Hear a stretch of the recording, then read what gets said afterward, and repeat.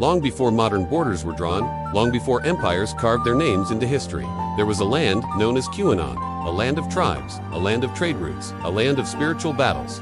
But this land would soon become the center of one of the most powerful stories ever told.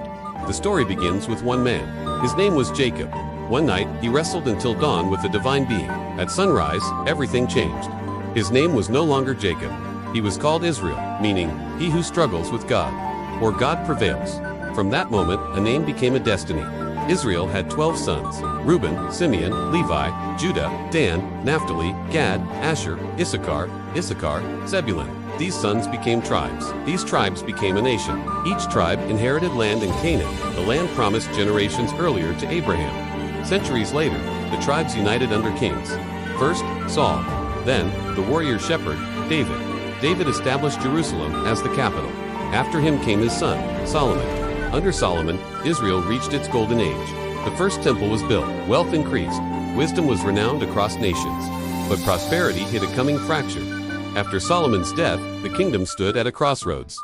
Heavy taxation, forced labor, growing resentment. Solomon's son, Rehoboam, refused to ease the people's burden. The response was rebellion. 10 tribes broke away, forming the northern kingdom, Israel. 2 tribes remained in the south, Judah, one covenant nation. Divided, the northern kingdom turned away from the worship of the true God. Golden calves were raised, prophets were rejected, covenants were broken. In 722 BC, the empire of Assyria invaded. Israel fell. Its people were taken into exile. The 10 tribes disappeared into history, remembered as the lost tribes. Judah survived longer, but eventually, it too fell into disobedience. In 586 BC, Babylon destroyed Jerusalem. The temple burned. The people were exiled.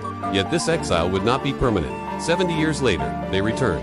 The city was rebuilt, the temple restored, hope revived. But long before exile, prophets had spoken. Prophets like Isaiah, Jeremiah, and Ezekiel warned of judgment and promised restoration.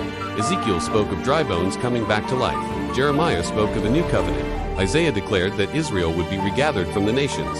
For centuries, these words seemed impossible. In 70 AD, Rome destroyed Jerusalem again. The Jewish people were scattered across the earth. For nearly 2,000 years, they had no nation, yet they survived. Language preserved, identity maintained, faith remembered. Then, in 1948, something extraordinary happened. The modern state of Israel was declared. A people scattered for centuries returned to their ancestral land.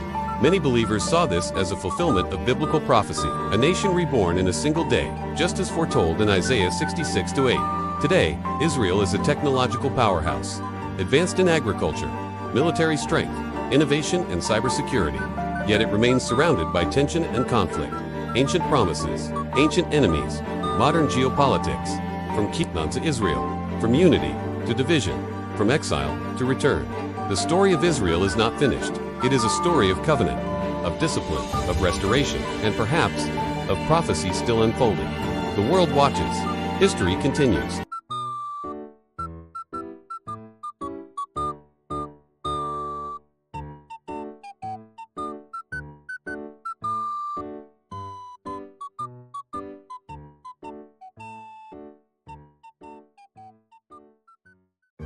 In 1948, a nation was reborn. After nearly 2,000 years of exile, Israel returned to the world stage. But was this only political, or was it prophetic? Are we living in the last days? Centuries before modern history, prophets spoke. The prophet Ezekiel described a valley filled with dry bones, dead, scattered, hopeless. Then God asked, "Can these bones live?" And suddenly, the bones came together. Flesh appeared. Breath entered them.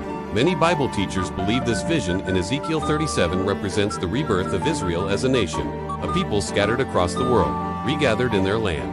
The prophet Isaiah once asked, "Can a nation be born in a day?" In 1948, the modern state of Israel was declared in a single day. After the horrors of World War II, after the Holocaust, the Jewish people returned. To many believers, this was not coincidence, it was fulfillment.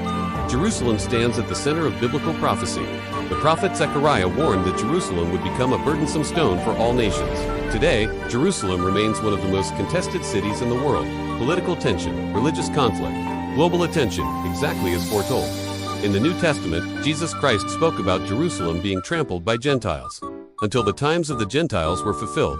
In 1967, during the Six-Day War, Israel regained control of Jerusalem's Old City. Some believers see this as another prophetic milestone. history and prophecy appearing to intersect. The Bible also speaks of a future global conflict centered around Israel.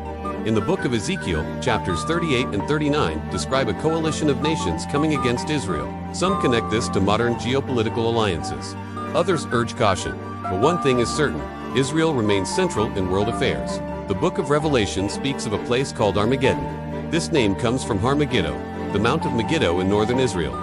According to Revelation, this valley becomes the gathering place of nations in the final conflict. For centuries, this was just theology. Today, it is a real geographical location in a politically fragile region. But prophecy is not only about war. The prophet Jeremiah spoke of a new covenant, a spiritual renewal. Many believe the physical restoration of Israel is only the first step. Spiritual awakening may follow. It is important to approach prophecy carefully. Not every headline is fulfillment. Not every conflict is Armageddon.